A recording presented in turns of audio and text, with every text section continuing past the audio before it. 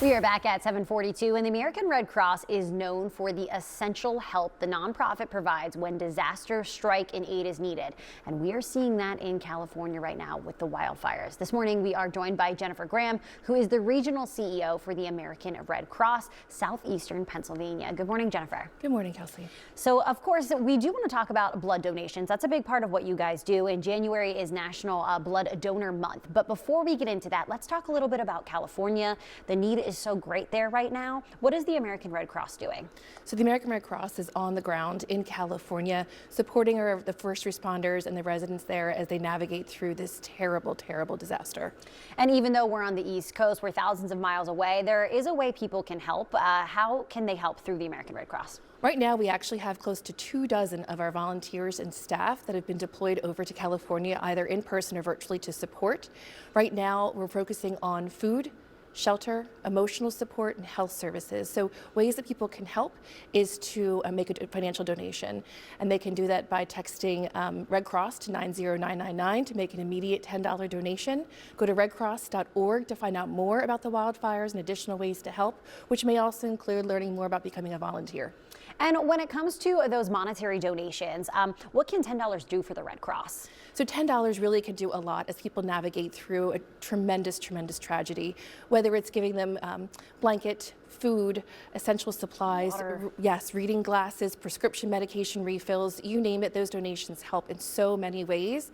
And outside of the traditional sort of, shelter and food, it's those other items that people need to have in order to get back to that pathway to recovery. Yeah, and the need really doesn't let up. Like, we're dealing with the wildfires now in California. It was the flooding that happened in the South before that. So the American Red Cross is certainly a busy organization providing aid, but another big part of what you guys do is blood donations. And that's what January is. It's National Blood Donor Month. So tell us a little bit about that. This is our month to really celebrate our blood donors, platelet donors, and plasma donors. Really a great way to really focus in on the value and importance of life-saving blood products. It's also a very challenging time for us. You have both weather impacts as well as a very robust cold and flu season. Watching the news earlier this morning, you were talking about cold and flu season a little bit. Both of those have a huge impact on our current blood supply. On people getting out and donating. Correct, right? yes. And when it comes to a blood donation, maybe people don't realize how much hospitals and things rely on that. Can you explain that a little? Yes. So every 2 seconds, someone in the U.S. needs a blood transfusion. So to make sure that we have a safe and stable blood supply to support the needs not only here within our own region, but also to be able to support a national network in case there is an emergent need for more blood products in other areas. And maybe for people who are out there who want to help or do good for the nation, and they can't afford to donate monetarily, this is a way that they can help without really costing them any money. Right, it's a tremendous gift. It's truly a priceless gift for people to extend their arms and give that gift of life to somebody else. It takes about an hour of your time to give blood. We've got blood drives scheduled all throughout Southeastern Pennsylvania and New Jersey every single day of the week to try and meet the needs of those that want to donate blood, the right time, the right location, the right day of the week.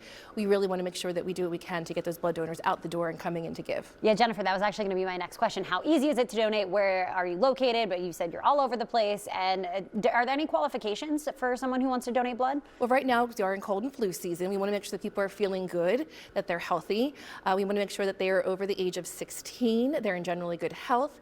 A lot of donors now can do their questionnaire the day of they donate ahead of time, so they can sort of walk through what those questions may be. Certainly when they come in for their medical history, we do some day of vital information, blood pressure, heart rate, iron level. But outside of that, there's a lot of really great information on our website, redcrossblood.org, where you can learn more about donating. You're one step ahead of me, Jennifer. I was just going to ask you where people can find more information. Yes, yes. Also, our blood donor app is a really great resource as well. It's a free app that you can download to really find a location right on your phone of where you can give blood. All right. Well, thank you so much for being here. Obviously, a really important time for the country, whether it's blood donation or helping what's going on out west. Thank you, Jennifer. Thank you. Monica.